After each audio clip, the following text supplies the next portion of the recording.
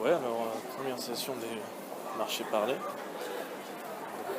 Je me demande si j'inaugure le bal. J'espère que ça va vous plaire. Je sais pas s'il y aura des auditeurs.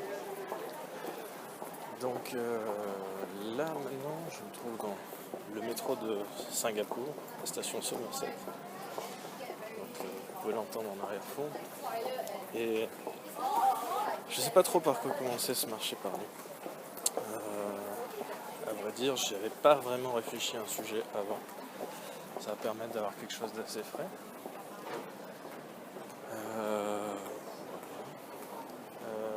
Donc pareil, hein, on va respecter les codes de l'exercice, donc pas d'édition, un matériau brut. Et on l'espère, beaucoup d'infos. Et des discussions intéressantes, des discussions, c'est vite dit. Ça va être surtout un monologage. Voilà, vous allez voir quand vous allez tenter l'exo vous-même, je pense que les premières minutes sont assez bonnes. Enfin bon, cela étant, ces temps-ci, histoire de déjouer la conversation sur quelque chose d'assez habituel, il fait beau à Singapour. Il fait beau, il fait bon, c'est l'hiver, donc il fait un peu plus frais, le temps est beau. Et voilà. Là je passe sur un skatepark. Alors voilà, on va pouvoir commencer le bal. Ce skatepark, il a une particularité, c'est que contrairement à toutes les zones qui se trouvent à côté d'une station de métro à Singapour, ce skatepark n'a pas de caméra de surveillance. Alors quand je dis qu'il n'en a pas, en tout cas on ne les voit pas, parce qu'il faut savoir que Singapour est quand même un état assez autoritaire, donc on va dire que la vie privée doit y être contenue, parce que pour l'instant j'ai pas eu à m'en plaindre, mais voilà, si on se fie en croisant les infos, c'est quand même quelque chose d'assez fréquent ici. Et donc cette zone, elle a la particularité de ne pas être surveillée. Ce qui fait qu'à cet endroit en particulier, on trouve pas mal de détritus. Et c'est un endroit qui est un petit peu désordonné, il y a des graffitis, tout ça, donc c'est un skatepark, c'est un lieu pour la jeunesse. Et du coup, je pense que ça fait partie du plan de la ville d'avoir une zone comme ça, un petit peu où les jeunes peuvent s'exprimer sans se sentir fliqués de trop près et puissent se détendre un petit peu et faire leurs activités de jeunes. Alors donc il y a des graffitis ici, ce qui est assez étonnant parce que vous verrez Singapour, les graffitis c'est pas très miscible, mais en tout cas ça existe. Il y a une forme d'art ici, une forme d'expression sur le graffiti. Bon, c'est pas ouf. Mais au moins ils essayent, ils gardent cette culture vivante, cette culture du street art, du hip-hop, tout ça est présente aussi à Singapour. Et voilà, alors je parlais tout à l'heure des détritus, ça peut être intéressant. Il peut être intéressant d'en parler parce que ces détritus le matin, moi quand je vais au boulot, je vois des gens qui balayent. Des gens qui ramassent tout ça. Donc les jeunes viennent foutre le bordel et au matin il y a quelqu'un qui vient nettoyer. Parce que Singapour n'est pas une ville désordonnée. Donc il faut bien qu'il y ait un agent de régulation qui s'occupe de remettre les choses au niveau d'exigence du gouvernement. Et alors c'est intéressant puisque ces gens-là qui font le nettoyage le matin bossent pour Veolia, donc une boîte française au passage, qui emploie ces gens et qui leur donne des balais qui sont... ils ont une particularité aussi, c'est qu'ils sont faits avec des matériaux organiques, c'est-à-dire c'est fait avec des végétaux. Ils font un espèce de fagot de feuilles, de tiges au bout, et ils utilisent ça comme balai. Ça marche très bien. Et donc ces gens-là nettoient la ville. Et il n'y en a pas seulement qu'au skatepark. Il y en a partout. En réalité, ils font des espèces de tournées, c'est très organisé. Et ils nettoient absolument tout. Dans la rue, tout ce qui traîne, etc. Donc Singapour, c'est quelque chose de très clean. Il faut savoir qu'ici, c'est aussi l'automne perpétuel. Donc il y a les feuilles qui tombent tous les jours. Encore plus quand il y a de la pluie ou de l'orage, puisqu'elles sont embarquées par le poids de l'eau ou l'impact des gouttes. Et donc ces gens-là nettoient. Ces gens-là nettoient et ça me fait penser à toute une population de travailleurs à Singapour qui est cachée. C'est des gens, si vous ne vous levez pas le matin à la bonne heure, etc., vous ne les verrez pas. Pourtant, ils sont bien là, leur influence elle est partout, elle est même reconnue mondialement. On dit que les rues de Singapour sont très clean, on aime se balader dans les rues de Singapour, mais on passe pas aux petites mains qui nettoient. Parce qu'on se dit peut-être que Singapour, c'est une ville civilisée, les gens respectent. Que nenni. Les gens jettent leurs déchets comme partout, ils jettent leurs mégots comme partout, c'est juste que voilà, il y a des petites mains qui font l'intendance. C'est vrai aussi dans la construction ici, on a tout un tas de gens qui travaillent dans le bâtiment avec des normes de sécurité qui ne sont pas au niveau des normes européennes. Je le dis, hein, voilà, on est sur une autre dimension. Ouais, ils ont des casques, hein, mais à côté de ça, je pense que les horaires de travail ne permettent pas d'avoir une bonne vigilance et de se protéger. Voilà. Donc la sécurité, oui, mais pas au détriment de la productivité, pas ici. Et donc il y a une belle moto, là. Une moto italienne.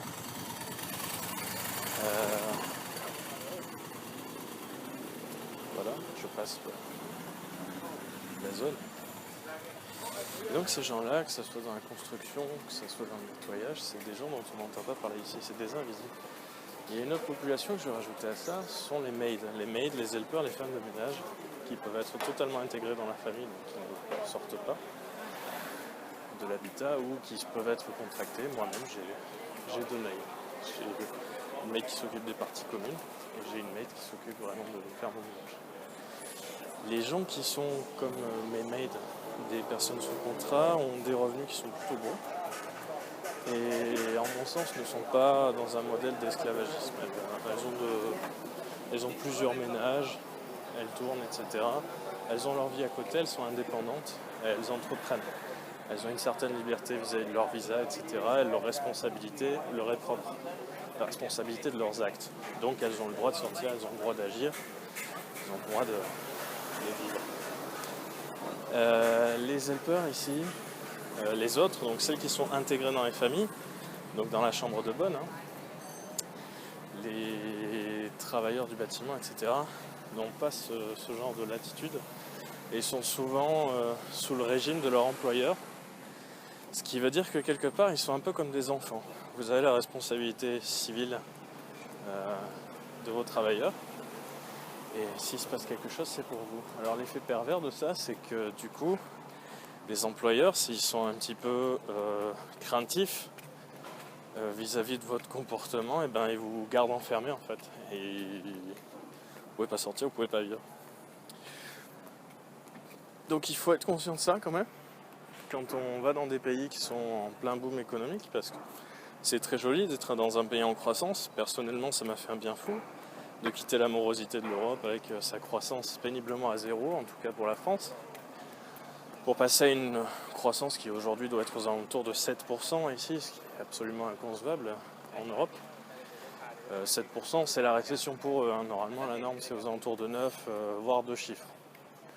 Donc on est dans la zone un peu de mou quand même, hein. Voilà. C'est une autre dimension. Qu'est-ce que ça veut dire une croissance à 7%? Ça veut dire que si demain, pour une raison ou une autre, j'ai plus d'emploi, eh bien il y a de la demande. Il y a de la demande parce que tous les postes ne sont pas pourvus, parce que les gens veulent entreprendre, ils ont la capacité d'entreprendre ici, il y a beaucoup d'argent qui circule, beaucoup d'investisseurs du coup, très favorables au déploiement des startups. Et du coup, ma vie au quotidien en est transformée. Je ne suis pas du tout dans un délire où, comme en France, je me contenterais d'un CDD ou d'un CDI, etc. Et puis je dirais amen au premier salaire qu'on me donnera pour un boulot à peu près intéressant. Non. À Singapour, les choses sont différentes. Je peux négocier. J'ai une petite marge de manœuvre parce que concrètement, si je suis bon, les gens ont besoin de moi. Et du coup, ça change le mindset quand même. Ça relaxe, on va dire. On voit la vie différemment. Si on doit avoir un emprunt ou si on doit le rembourser, sur la charge personnelle, au niveau de l'impact sur notre bien-être, notre psychisme et de la nervosité, c'est quelque chose d'assez relaxant. Voilà, à Singapour, on n'a pas de difficulté à prendre un emprunt. C'est l'un des effets positifs de la chose aussi. Et donc ces gens-là, qui permettent cette croissance, je pense à Singapour, mais c'est le même topo qu'on va avoir en Arabie Saoudite, avec peut-être un tableau encore pire. Parce que bon, j'aime bien charrier la sécurité, tout ça ici, mais enfin, il y a quand même des dispositifs, et le gouvernement est assez transparent. Il faut dire ce qui est, à Singapour, l'État est autoritaire, mais il est très transparent. C'est un État qui est très pragmatique. Il publie toutes les stats de tout ce que vous voulez, aucun secret. Si vous voulez savoir combien d'agents dans tel truc il y a, vous avez les stats sur internet, aucun problème. C'est offert. Par contre, en Arabie Saoudite, là, on a des pratiques plus ou moins intenses. Alors, je ne les ai pas vues de mes yeux. Donc je vais mettre des pincettes, hein. Je vais même pas aller dans le détail en fait. Je vais juste garder ce que je connais, ce que j'ai pu constater ici. Donc je pense que si ça se passe à Singapour, on doit pouvoir faire un parallèle sans trop se viander là-bas, qui est qu'effectivement il y a une forme, je vais mettre des guillemets, d'esclavagisme moderne. Alors qu'est-ce que ça veut dire esclavagisme moderne? C'est ces gens dont je parle qui n'ont pas de responsabilité propre, qui ne peuvent pas en conséquence être des citoyens, que ce soit de Singapour ou de leur pays presque. Ça dépend au cas par cas, mais en tout cas, dans l'endroit où ils viennent bosser, ils sont une commodité. Il n'y a pas de limite aux horaires de travail ici, etc. Donc la limite, en fait, ça va être la productivité, mais ça va être la productivité pour la productivité, en fait. On parle pas là d'un management éclairé dans lequel il y aurait une injection de savoir-faire en fait qui permettrait de faire une production technique et performante. Non, on parle de productivité de masse en fait. On parle de productivité où il faut faire du chiffre, il faut faire de l'heure de travail, sinon on est bon à rien et on est renvoyé chez soi jeté comme quelque chose de jetable, comme un chiffon. Même pas un chiffon, un mouchoir usagé. Voilà, on vous dégage. On vous dégage et on s'en fout de savoir si vous avez des dettes au pays, tout ça, on vous dégage, point barre. Il n'y a pas de retraite, il n'y a pas de couverture maladie, il n'y a rien. Hein. C'est le Far West, dans le sens où c'est ouvert et c'est à disposition des personnes qui ont de l'argent. Donc voilà, j'ai fait ce portrait un petit peu de Singapour. Je ne sais pas qu'est-ce qu'il y aura dans la prochaine discussion. Ça, c'était le portrait un peu négatif de Singapour. À côté de ça, je vous encourage à connaître les louanges du truc. C'est quand même une ville, si l'État est autoritaire, l'État a une vision, a une réelle politique. Ce qui change aussi, parce qu'en France, je pensais qu'on faisait de la politique. Non, en France, on fait du débat, on ne fait pas de politique. La politique, c'est aussi d'avoir un plan à long terme, c'est d'avoir une stratégie pour le développement du pays, etc. En France, il n'y a pas de stratégie pour le développement. En France, il y a des stratégies pour répondre à des pinailleries internes, et il n'y a pas de stratégie internationale en fait. La France ne prend pas la décision de devenir le leader mondial dans la production de tels trucs et n'aligne pas en conséquence ses politiques locales pour aider les entrepreneurs du milieu à devenir les meilleurs mondiaux, à créer des pôles d'excellence, tout ça. Il y en a à l'échelle départementale, je sais, à l'échelle régionale. Oui, il y a des gens qui ont pris des décisions, comme c'est le cas, je viens du sud-ouest, dans le sud-ouest, on a des gens qui ont créé le pôle de neurosciences, qui est un pôle d'excellence européen, mais ça c'est un exemple à petite échelle avec des budgets locaux, c'est ce qu'on appelle ici les low hanging fruits, c'est-à-dire c'est les fruits qui sont faciles à attraper. Non, moi quand je parle je parle de politique à l'échelle mondiale, et c'est de positionner la France dans le monde. C'est de dire, voilà, nous on est là, au rang mondial. D'abord, on se compare avec les autres, on n'a pas de souci à le faire, on n'en parle pas assez, ça, dans les débats télévisés, on parle pas assez du ranking de la France. On a parlé à un moment donné du triple A qui est passé double A. Ça sera peut-être l'objet d'une autre discussion, mais c'est la preuve que voilà, on est déconnecté du monde en fait. La France est un écosystème dont on parle en interne, et à l'extérieur, on ne sait pas trop. Donc il faut refaire une politique, c'est-à-dire il faut repolitiser la France. Il faut que la France ait à cœur d'avoir un projet sur 50 ans, au moins. Même si le monde est très volatile, même si les modes, même si les technologies passent, etc., ça n'empêche pas de vouloir aller quelque part, de fixer un objectif et d'essayer d'aligner les volontés. Donc il faut s'y remettre à ça. Il faut s'y remettre. FISA à Singapour, ça marche très bien. C'est toujours de très bon ton, et comme ils le font depuis un moment et que la mécanique est huilée, en fait, ils sont assez agiles du coup.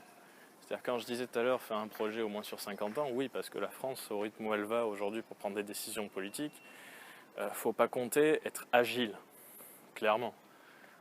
À Singapour, le gouvernement peut prendre des décisions, ça peut tomber en une semaine, quoi.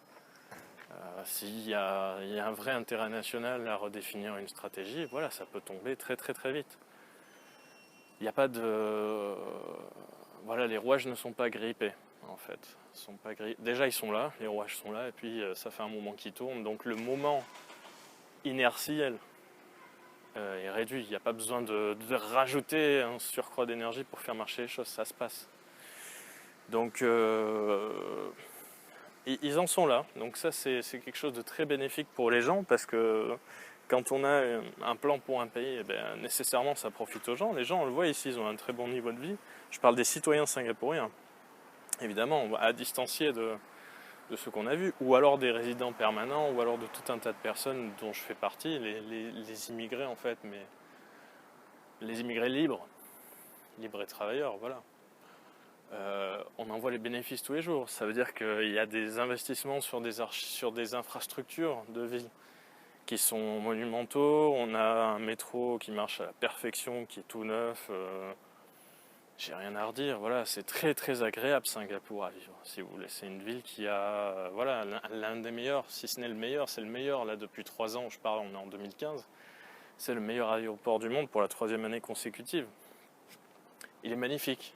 Qu'est-ce que ça veut dire le meilleur aéroport du monde? Je vais donner 2-3 infos.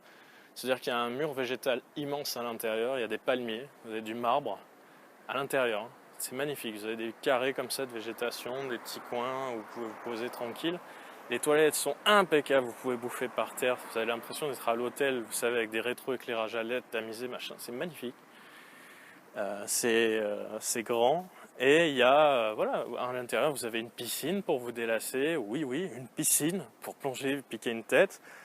Vous avez des endroits pour vous relaxer, vous allonger. Il y a des bars à ambiance, il y a des bars lounge, quoi. Enfin, je veux dire, si vous voulez vous amuser, écouter de la musique, danser avec vos amis à 4h du mat, en transit entre 2 destinations, ici, c'est tout à fait possible.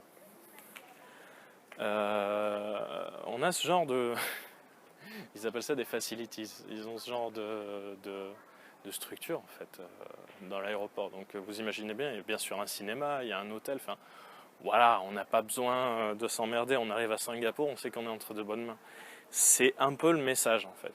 Voilà, quand vous arrivez à Singapour, que ce soit en transit à l'aéroport ou pour vivre en tant que citadin, vous êtes entre de bonnes mains. C'est-à-dire, Singapour, ça va, l'accès à la santé, il n'y a aucun problème, vous allez avoir un service de santé qui est très bon, de la meilleure qualité qui soit, avec du matériel tout neuf, et ils savent s'en servir, il n'y a pas de problème. Voilà, c'est ça Singapour. Singapour, c'est aussi de la 4G partout, et là ils passent, je ne sais pas s'ils vont pas passer directement à la 6G, parce que j'ai pas suivi trop le débat, j'ai pas un téléphone qui me le permet. Mais... Donc voilà, c'est des infrastructures très puissantes, c'est un réseau d'électricité intelligent.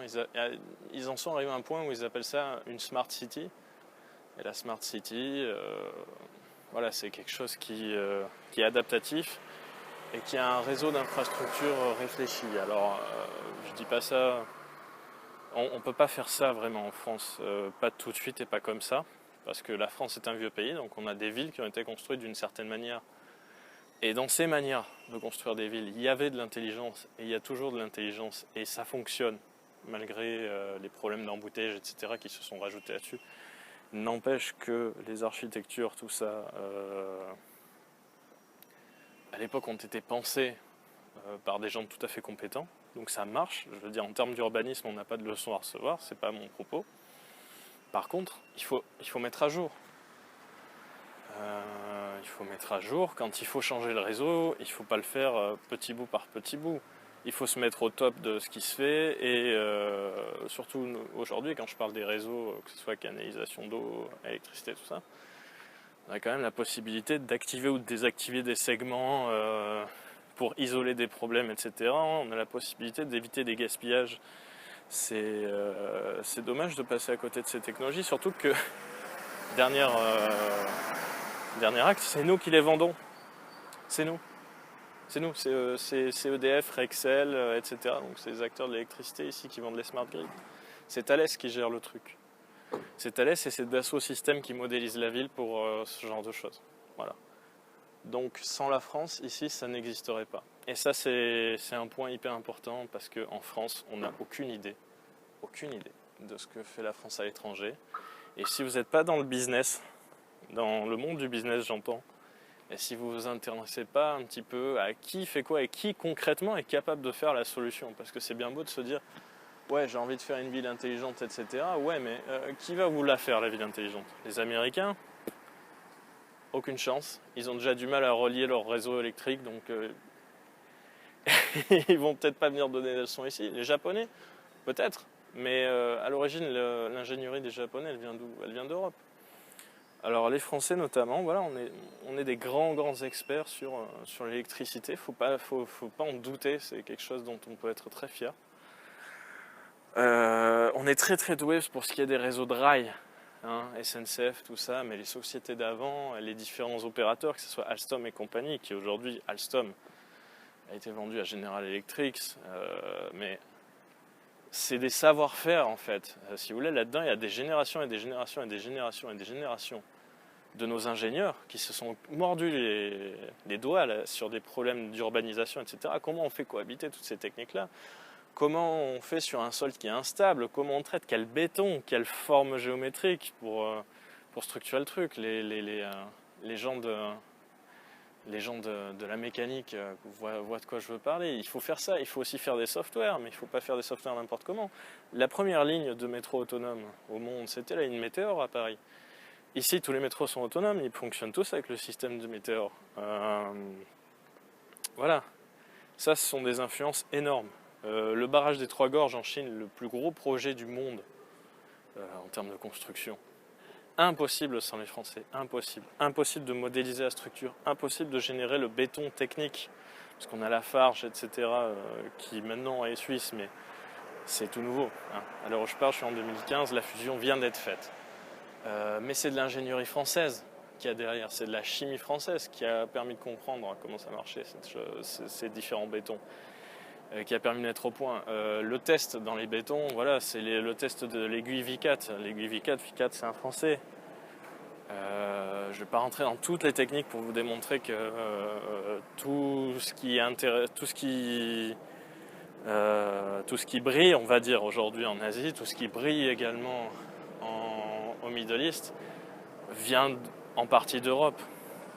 C'est des ressources qu'on n'exploite pas dans notre pays, on ne les exploite pas. On s'endort dessus et pendant ce temps-là, on a un espèce de débat droite-gauche avec des politiciens nationaux qui, en fait, ils font rien, ils prennent notre fric pendant ce temps-là, quoi. Parce que bon, c'est bien beau de dire ouais, on n'a pas d'argent, on n'a pas de trucs, etc. Oui, mais bon, si on alignait les volontés pour commencer au moins un projet, peut-être que l'argent commencerait à affluer. Voilà. Donc ce qui est symptomatique de la France aujourd'hui, c'est de ne pas savoir ce qu'on représente à l'étranger, c'est-à-dire une expertise technique dans énormément de domaines dont on ne peut pas se passer. J'insiste là-dessus, parce que voilà, la France, moi j'avais tendance à penser, ouais bon machin, non, on ne peut pas se passer de la France, il y a une raison pour laquelle la France fait partie des superpuissances mondiales. Je veux dire, on a beau être tout ce que vous voulez, avoir des dettes, etc. On est des marchands d'armes. On sait ce qu'on fait quand on crée des missiles, des avions. On sait ce qu'on fait quand on crée des systèmes informatiques sécurisés avec Thales et compagnie. Merde, enfin, c'est un vrai truc. C'est un vrai truc. Faut pas passer à côté de ça. Faut pas se dire que la France, on est des bons à rien, etc. Ça, c'est quelque chose qui est trop présent en France. On a l'impression qu'on est endormi et que notre pays est bon à rien. Non, archi faux. la France a une influence, ne serait-ce que par sa technique aujourd'hui. Les gens adorent l'ingénierie française. Ils en raffolent. Ceux qui connaissent ce genre de choses, voilà, je veux dire, Airbus a bouffé Boeing. Hein.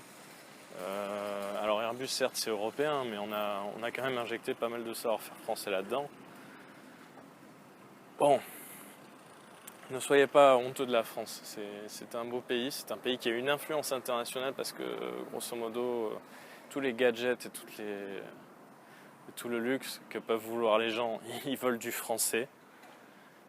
Parce que c'est encore le comble du luxe, c'est encore le comble de la sophistication et c'est encore le comble de l'ingénierie.